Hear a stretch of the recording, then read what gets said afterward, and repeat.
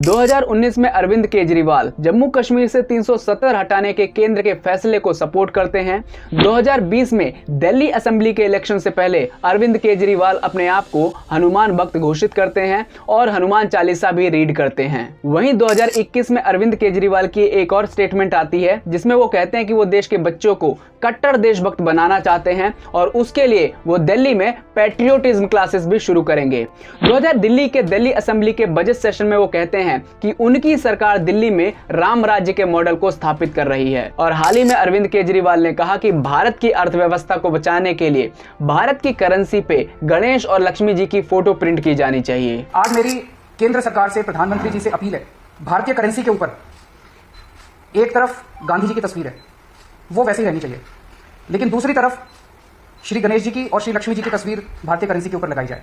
नमस्कार दोस्तों, मेरा नाम है निरंकार और चलिए समझते हैं कि अरविंद केजरीवाल की इन सारी स्टेटमेंट के पीछे का क्या मकसद है और वो कैसे अपने आप को बीजेपी का कड़ा प्रतिद्वंदी स्थापित कर रहे हैं। दोस्तों, आपको पता है कि बीजेपी आज देश और पूरी दुनिया में सबसे बड़ी पार्टी बन चुकी है। डेवलपमेंट, ग्रोथ और इकोनॉमिक पॉलिसीज तो एक बड़ा कारण है ही, लेकिन सबसे बड़ा कारण जिसे आप भी मानेंगे वो है प्रो हिंदू आइडेंटिटी। और मुझे लगता है मेरी इस बात पे आप भी एग्री करेंगे और इसीलिए आप देख सकते हैं भारत के 50% से भी ज्यादा स्टेट्स में बीजेपी ने अपनी सरकार बना रखी है। और देश में दूसरी पार्टियां जैसे कि Congress, NCP, DMK, Samajwadi party, ये सारी पार्टियां बीजेपी को टक्कर देने में नाकाम है क्योंकि इन पार्टियों को आज देश में एंटी हिंदू की नजरों से देखा जाता है। ऐसे में बीजेपी के सामने एक ही प्रतिद्वंदी दिख रहा है और वो है आम आदमी पार्टी। और इस बात को अरविंद केजरीवाल भी जानते हैं कि बीजेपी को अगर टक्कर देनी है तो आम आदमी पार्टी को एंटी हिंदू लेवल लगने से बचाना होगा। इसलिए अरविंद केजरीवाल अपनी और आम आदमी पार्टी को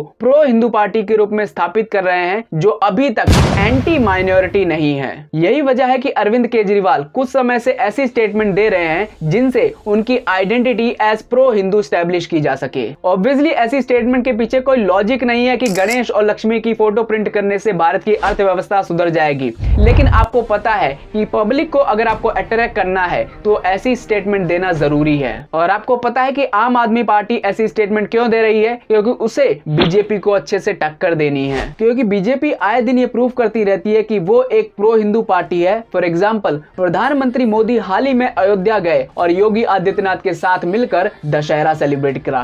इसके अलावा केंद्र और राज्य में बीजेपी की सरकारें कुछ ऐसे कानून लेकर आती हैं जिनसे वो प्रूव करती हैं कि हम एक प्रो हिंदू पार्टी हैं। फॉर एग्जाम्पल, कर्नाटका में हिजाब कानून, citizenship amendment act, cow slaughter act वगैरह वगैरह। अरविंद केजरीवाल एक एक्टिविस्ट के रूप में निकले हैं। 2006 में राइट टू इंफॉर्मेशन मूवमेंट के जरिए पुअर को एम्पावरमेंट करने के लिए और करप्शन को खत्म करने के लिए उन्हें मैग्सेसे अवार्ड भी मिला था। शुरुआत में पॉलिटिक्स में आने के बाद अरविंद केजरीवाल डेवलपमेंट, इकोनॉमिक्स और एंटी रिलीजन की बातें ज्यादा करते थे, जैसा कि आप इस वीडियो के जरिए देख सकते हैं। अगर Jawaharlal Nehru ji steel authority of India की जगह मंदिर बना देते तो क्या इस देश का विकास हो सकता था?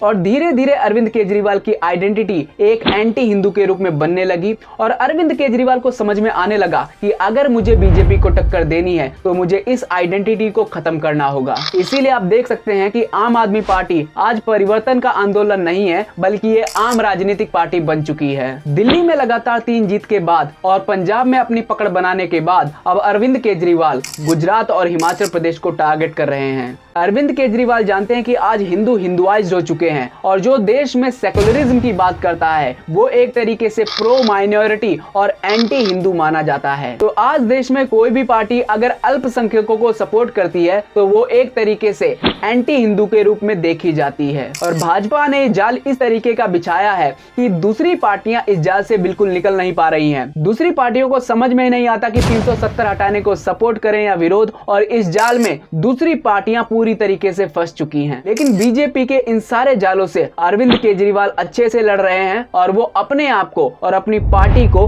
प्रो हिंदू के रूप में स्टैब्लिश कर रहे हैं। इसीलिए अरविंद केजरीवाल ऐसी प्रोटेस्ट साइट को विजिट करने से बचते हैं जिनसे ये प्रूफ हो सकता है कि वो एक एंटी हिंदू है। फॉर एग्जाम्पल, उन्होंने शाहीन बाग में जो सीएए के खिलाफ प्रोटेस्ट चल रहे थे उसको विजिट नहीं करा। इसके अलावा अरविंद केजरीवाल अपनी पॉलिटिक्स में आजकल हिंदू सिंबल का बहुत ज्यादा इस्तेमाल कर रहे हैं। इसलिए गुजरात और हिमाचल के इलेक्शन से पहले Arvind Kejriwal development, economics, education पे तो फोकस कर रहे हैं। इसके अलावा वो अपनी प्रो हिंदू आइडेंटिटी को भी बिल्ड कर रहे हैं, जो अभी तक एंटी माइनॉरिटी तो नहीं है बीजेपी की तरह। अंत में एक ही बात बोलूंगा कि देश में सारे राजनेता नौटंकी होते हैं, इलेक्शन जीतने के लिए वो अलग अलग स्टेटमेंट देते रहते हैं। दोस्तों, अगर आपको ये वीडियो पसंद आया तो लाइक, शेयर और सब्सक्राइब करना मत भूलिए।